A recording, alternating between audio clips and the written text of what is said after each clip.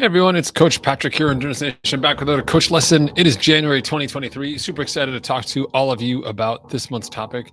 The topic du jour, du month, or is adjusting your training schedule. I've been talking about it in our office hours. I've been talking about it with some of you as well.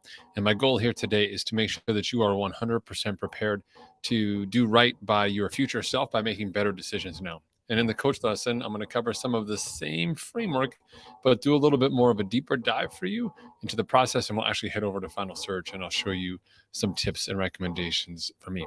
The whole point here is to basically show you how I think about your training calendar. Take a moment to do it visually for those of you on the team here, kind of behind the scenes, giving you some insight as to how training schedule management works inside my brain.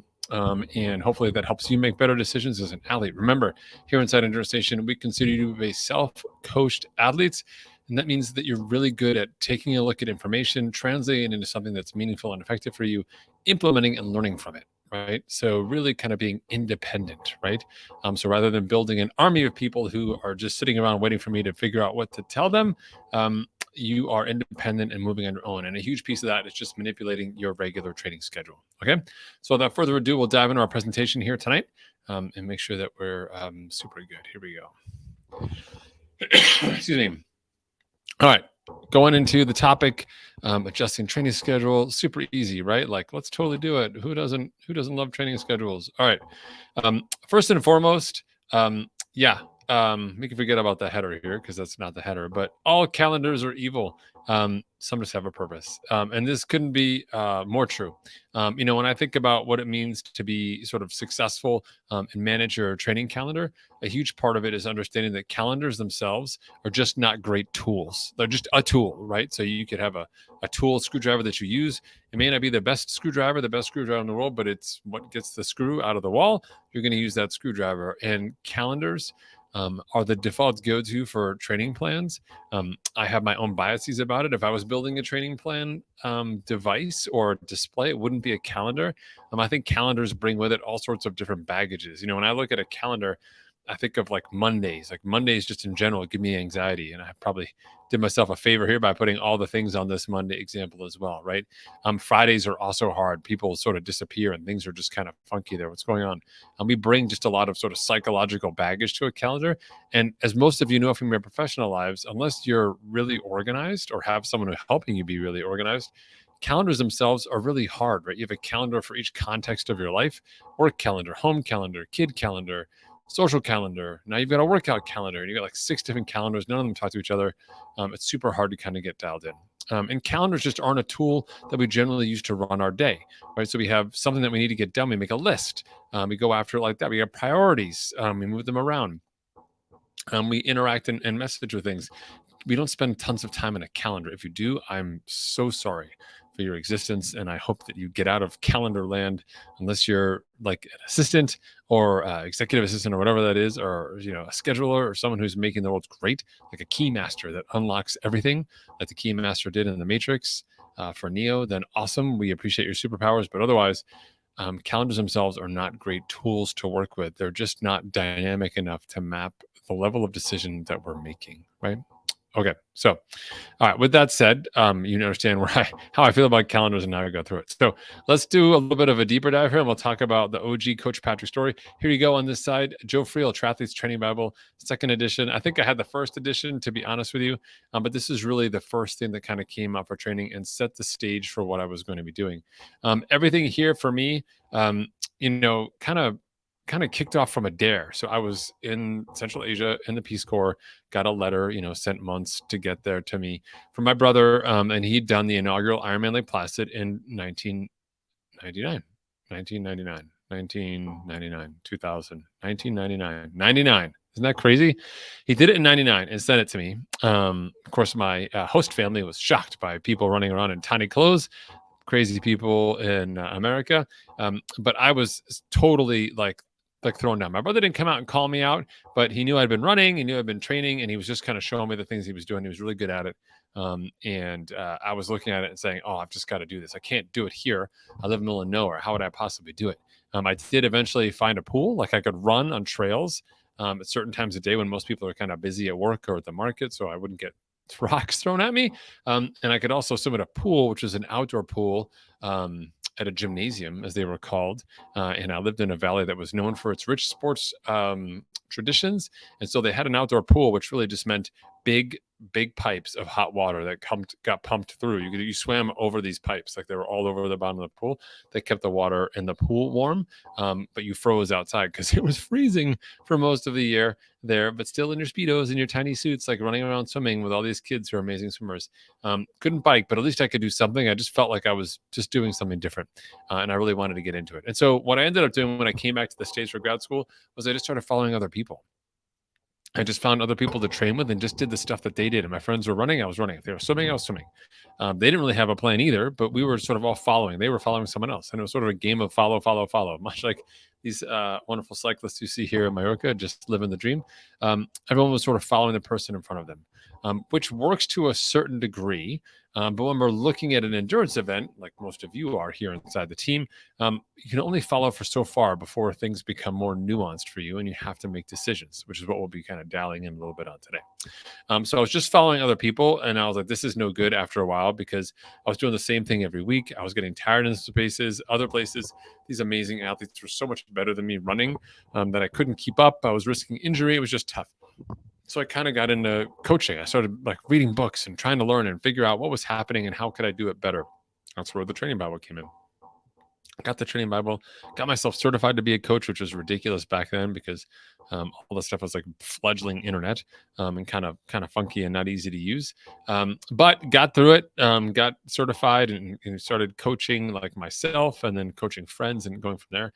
But the big protocol that came out of that Training Bible was creating a 9 to 12 month plan. You would literally sit down, define your races, put them on a calendar, and map out your entire season, like all the way across the year, and then down into different blocks, and then back from the race, setting all those metrics. And by the time you were done, which would take hours, you would have this whole plan.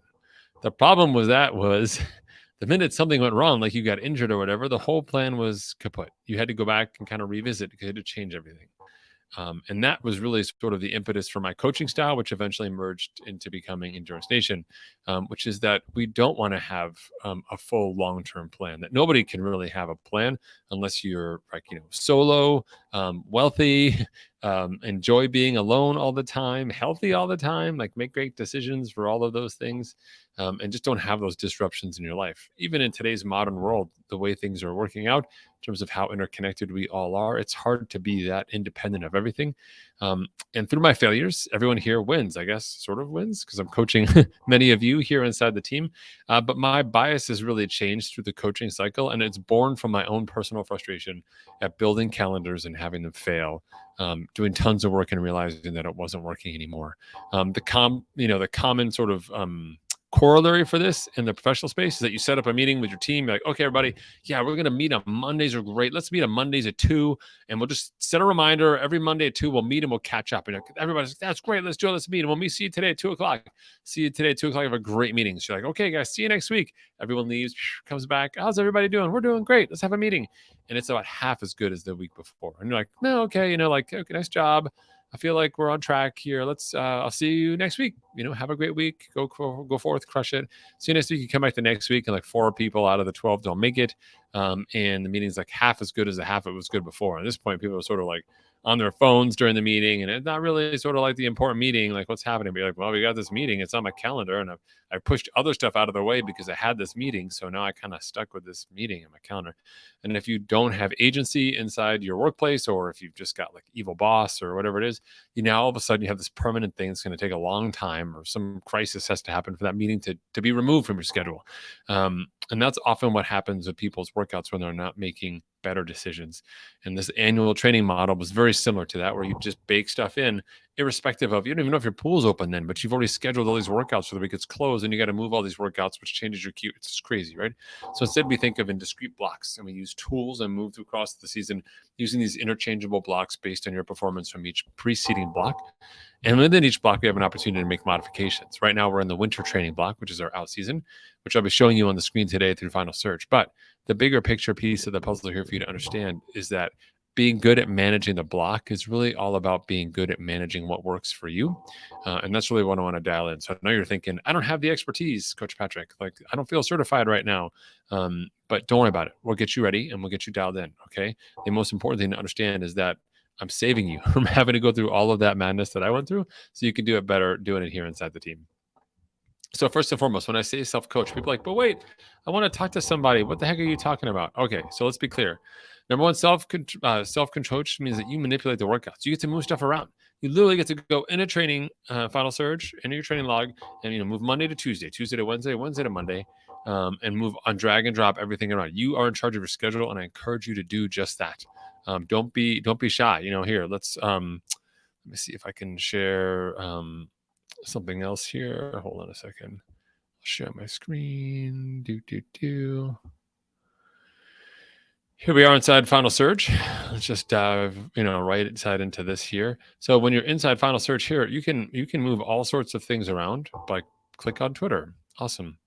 You can move all sorts of things around inside your workout. So here's the out season workouts, etc. And when you're inside Final Surge and you're in the beta mode, which is super easy to do here on the desktop device, you come in on your Sundays. You can move the runs here and drag the bikes there. Just like that, you can move those around and say, oh, I can't have two bikes together, so I'll move this bike here like this.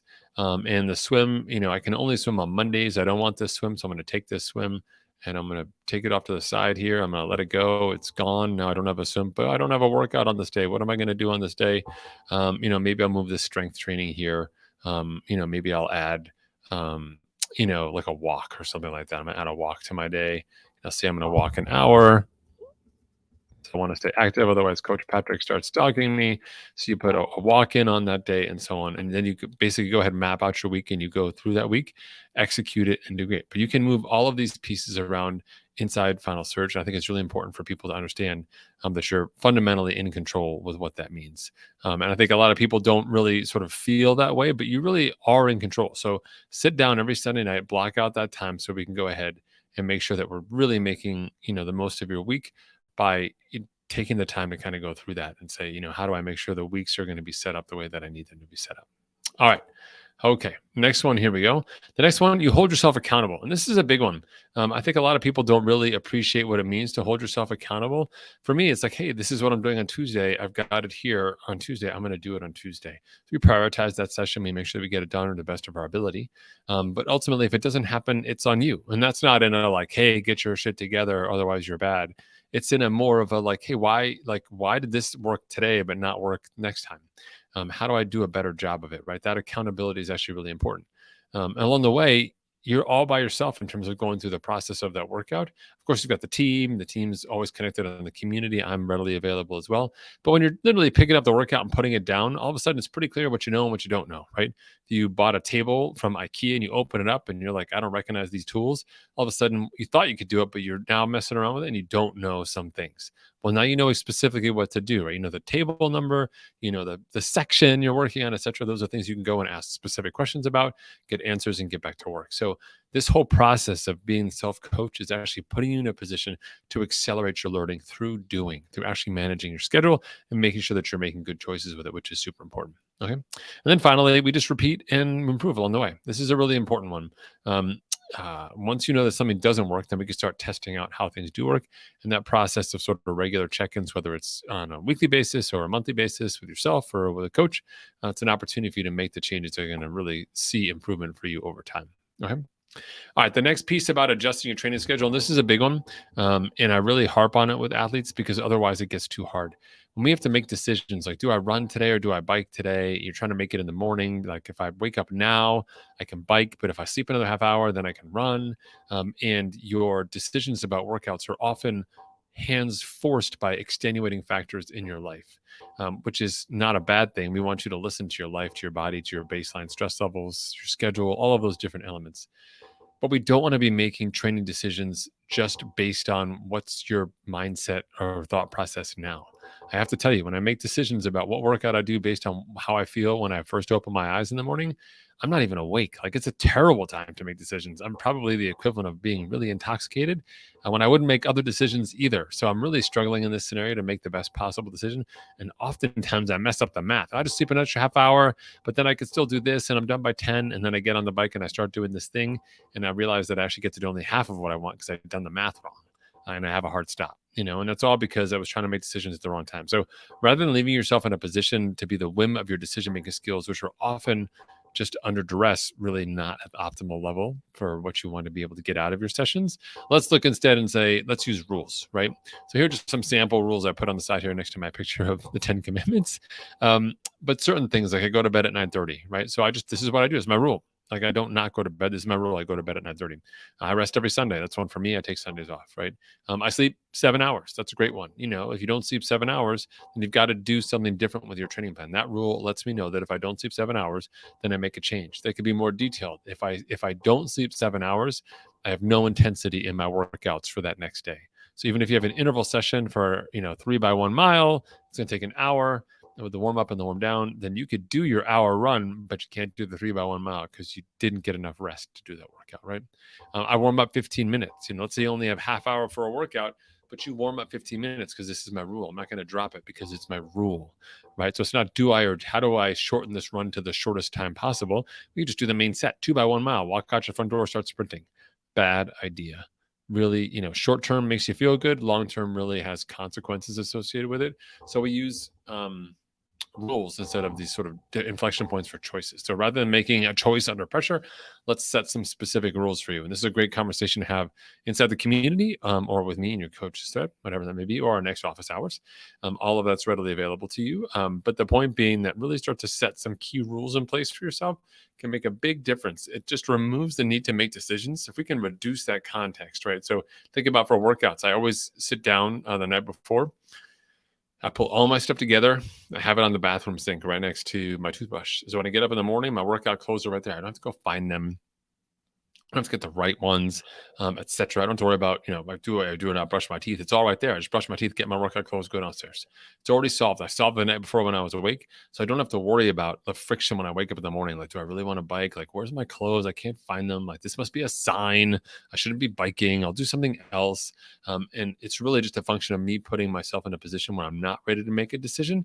And I eliminate the need for that decision just through better rules. And I think you can do the same. All right. Okay. I won't beat that one to horse. All right. And then the next one here is review and calibrate every week until good. And so for us, we recommend that you review on Sundays. That Final Surge, which I'll show you again in a second, has that Sunday coach recap. Get in there and do it. So recap, not only sort of how you feel, but how things rolled out for you. Was it a successful week? What was working? What didn't work? Let's find out. Oftentimes inside Final Surge, you'll see, color-coded, completed or not completed. You can toggle that setting for your training plan, and that shows you like if workouts were missed entirely or just completed halfway, or fully executed properly, and they're color coded as well, like red, orange, green, to have a good sense of which ones worked out and which ones did not. When you do have to make changes, make one change a week. So if you look at this past week and you say, I didn't really do all of my stuff, then how to make one change? What's the one change I can make that would have the biggest possible impact? Could be sleep, could be nutrition, could maybe factoring in a rest day, or maybe reorganizing your weekend. Just try that for this next week. Change one thing and then go back. What do you think about it, right? We can repeat that over time in the out season. You've got 14 weeks to do it. That's 14 separate changes. At that point in time, it's almost 2 changes a day based on your training calendar. You could easily make a really mega possible difference, but also know on a weekly basis, is this or is this not materially improving my stuff? Because what happens is people will say, oh, it was a terrible week in week 1. I am going to become vegan, skip, ever playing ice hockey again, break up with my significant other because they're ruining my sleep habits, and give up on my lifelong dream of learning Romanian because I just don't have the time.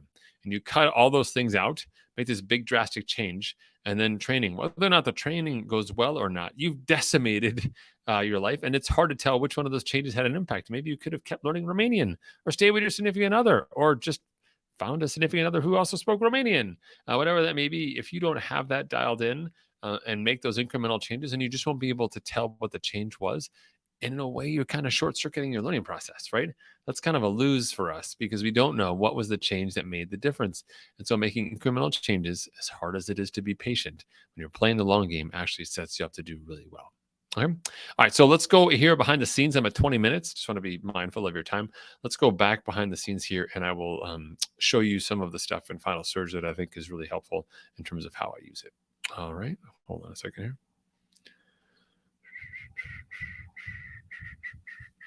All right, here we are in Final Surge. Here, bear with me a second. I'm just going to get myself a little drink.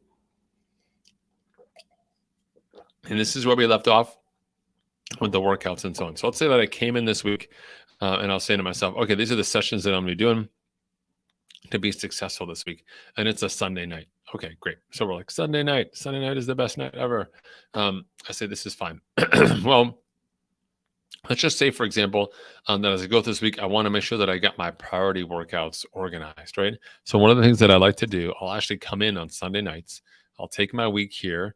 I usually take like a screenshot of my week and I can pull it up like this. So I'm a big fan of like images, editing images and stuff like that. So I'm like, okay, what are my key workouts? So let's just say my key workouts, I'm going to make them red, etc. And this is run focused week. So for me, let's say this is important for me to have this. So I'm like, okay, this week, this one is really important for me. This one is also really important for me. So these are my two key sessions, right? After these two key sessions, what's next? All right. Well, let's see. I've got like sort of like say, if I can only do 3 workouts, what would I do? Well, for me, this long ride ends up being important because I have a long race this season. So I want to start getting that volume up. And I probably would also say, if I had to choose between these 2 bikes, I probably would say the VO2 long, which is like a little bit of a meatier session here. That's really important, right? Okay. All the other workouts in this week are low priority for me. Okay. So when I look at my calendar and say, well, let's say Monday goes wrong or whatever it is, and I've only got these days left, no problem. What if I run into a problem on Tuesday? Well, I want to keep that. I want to keep that workout for me. Oh, I'm not sharing my screen. Hold on a second. Let me make sure you can see my screen. Hold on a second. I can't tell. Hold on. Oh, you can't see the screen here. Hold on. Hold on a second. Sorry, team.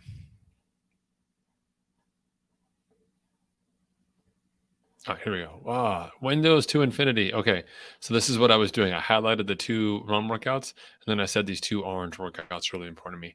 Now, it could be that I'm just, I don't want to do this other run workout, and instead I say, you know what, with these 2 things here, the next big thing for me that's dialed in with my week is this swim. Like I do, in fact, want to have this swim dialed in. That's a tier. So most important ones are the orange. Second most important ones are these ones. So I've got 7 days. If things start to go wrong, these are the sessions I want to keep. So if I have to drop these bike workouts or drop this training rest day, walk day, I can remove those from my schedule. I could literally go back to Final Surge here, right? Hold on a second here. I go back to Final Surge and be like, you know what? I don't want this one. Sometimes I'll move stuff on Sundays, right? And be like, I'll come back to that later. So I don't want those run workouts right there because they're not super priorities to me. I'll keep the run here for my run durability piece. Like maybe I'm traveling this week. I'm back on, maybe you're back on Sunday instead of this, but this is a travel day. So I'm going to make this off as well. If you hold down the shift key and drag the day, it duplicates it. Say, oh, okay, I got a day off here as well. So now I've got more of a run focused week to handle for my travel, right? In that case, I would come back and then prioritize things again and make some, significant changes for me. So in this case, my old week look like, here's my new week. What I do is I come through and I'll make these big changes here from week, and I literally go and then I'll print this out. I'll be like, okay, sweet. I'm going to go print this thing out, find put in a preview here and I'll print it out, which is awesome. And then I save that. So I know my big core weeks are here and workouts and I've saved. And then I can go back and make changes based on what I need to do, which is really important. As you think about your week as well, remember, you can click on or hover over any session to see what it looks like for yourself. So you kind of get a sense of what you're doing. That's 6x400. These are just strides inside here, right? You can look at your weekend workout here and say, oh, level 1, I'm supposed to do a ton of time here. Well, boy, it looks like, it's, zone 4 for 10 minutes plus 60 at zone 3 plus 10 minutes. Like, yikes, that's a big, sort of beefy session. Like, how do I go through that? Right? I can read read more of these numbers here and kind of get a sense for what I have. Okay. So I can kind of go through and manage my schedule like that by highlighting those key workouts. As I showed you earlier, I can move stuff around and make notes. And then you've got your notes here, team recap. You can always leave comments inside this space. Just go ahead and leave your comments right here, or you can also enter them inside your coach space. Doesn't matter to me which one you do, but it is important for us to have that dialed in for you. So that's kind of how I go through Final Storage and make sure that I'm successful. To be honest with you, let me come back here to the screen. To be honest with you, I don't really look at the calendar outside of Sunday night. So Sunday, I've got, I plan out my week and I make the best possible guesses based on the priorities that I have. And then my schedule of life dictates the workouts. And so when Monday comes, I see that I've got this Monday workout. I'm good until Monday goes wrong. And then basically I've got 6 days left to figure out those workouts. Maybe the first week workout was a toss, no worries. But Tuesday is important. But Tuesday I don't feel well, so I take the day off because I think maybe I was kind of sick yesterday. Well, now I got to move that Tuesday somewhere, right? So I can make adjustments on my printed calendar, the one that I have, and then just pull that up and execute. If I spend all my time inside my training calendar on a daily basis, dragging, dropping, updating, it's really frustrating. Set yourself free by doing this work just once. Usually on Sunday nights works best for me, Monday mornings if that's your only other option. Get that all dialed in. Do the color coding either like I did by using some sort of clip art piece, or just do it the printed out version with markers, pens, whatever it is, and then save that. I've got it inside my book here. Hold on, I'll show you. I've got here my little book, my book of stuff. Here, I'll pull it up for you. Coach Patrick's book of stuff, my black book of stuff, all sorts of stuff saved and clipped and put inside here. So I've got it saved. Generally speaking, I have it when I printed it out. Here you go. Hold on. So I can get it ready for you.